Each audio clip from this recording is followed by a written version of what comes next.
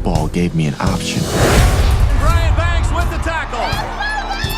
By the time I was 16, I had the attention of the NFL. The sky is the limit for this kid. So what happened? Why don't you play anymore? Brian Banks was 16 years old when he was accused of a crime he did not commit. He lost 11 years. Scholarship. He was prevented from playing football. The system is broken. We have 10 months to clear his name. If in that time they do not overturn your conviction, you'll be a prisoner again. Brian, coming across your story, both of you guys made me cry through this movie, so that's an accomplishment in a sense. So to invoke that serious, powerful emotion is something. But when you heard Tom's going to direct, the man that made Ace Ventura, I mean, Liar, Liar, all those funny movies, what was your thought?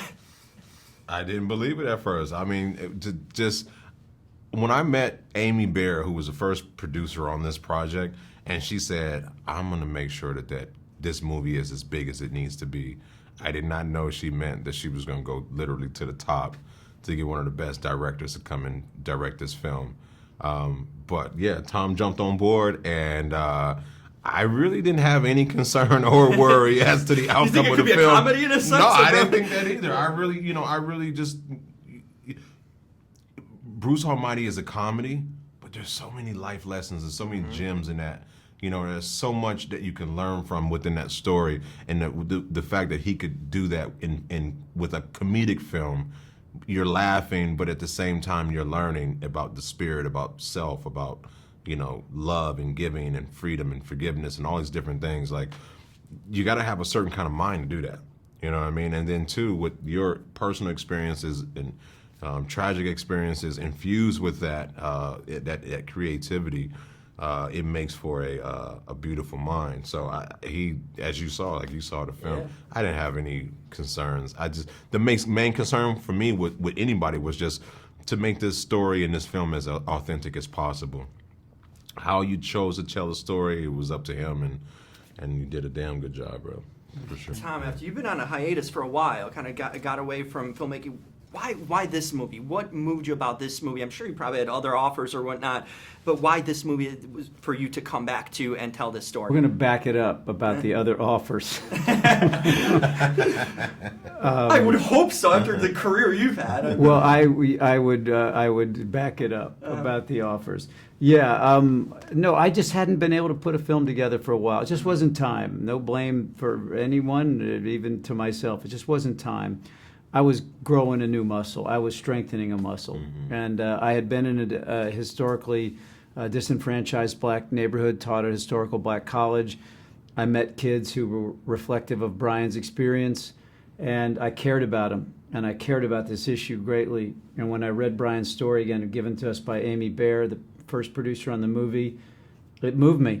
That's the root word of movies. Does it move you? And it moved me deeply. Wow. And then I met Brian.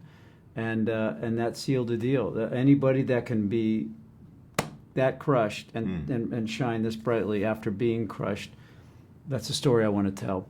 And the important thing to me is that this is an inspiring story. All the darkness that he went through, you're going to walk out of this theater feeling positive, feeling hopeful. A movie that moves you. Yeah, genuine, actually, legitimately. Wow.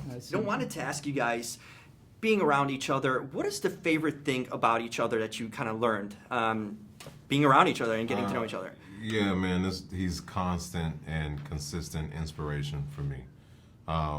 You know, I first meeting Tom, it was Tom the director, and now it's like Tom the mentor. You know, you just learn from him, his journey, his experience, his how humble he is and wise he is. For me personally, I love to be around people that I can learn from, grow from. Tom is one of those people, just to see what he does for communities and what he does for people and how much he just literally gives away and with no expectation of receiving anything in return. It just says a lot about you. It says a lot about the person that you are, and I think that's what I take most away from our experiences. It's a two-way street because I'm learning from him. It's not a one-way learning. He's learning from me. I'm learning so much from him. You know, the way he thinks, the way he motivates himself, the way he inspires others. This man is going to be and is already a spokesperson for injustice in America. And it couldn't have happened to I say this with paradox, it couldn't have happened to a better person, because it took that great soul to now turn this darkness into change, into the change that we need. So I'm just happy to be a small part of that light that's now going to shine. Final question, Brian. Any NFL predictions? The season's starting up. Who are you picking this year for the Super Bowl? You know what? I'm always gonna have love for Atlanta. They showed me love from the jump. Always got love for Pete Carroll, so I'm definitely sending some shout outs to Seattle. But I'm from LA, man. I'm from California, so I gotta go with my Rams this year. Tom, you watch football? Yeah, I'm going to go with the Lakers.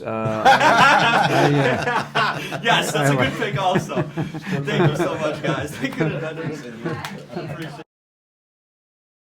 Ooh, look at that blazer. My sister trusts me. I'm not going to do it myself, you know. Blazer. Doing I had a good. suit on kind of like that for the premiere, man. It's cool. It's a poppin' color, you know. It is.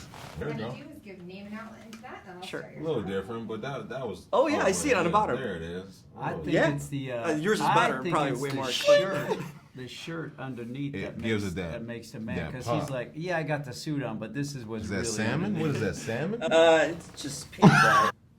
So I just told Greg and all this in there. This is my first press junket ever, so I don't know what the hell I'm doing, but we're just gonna have a fun conversation. Well, what's up? How you doing? I'm Brian. Brian, Tom.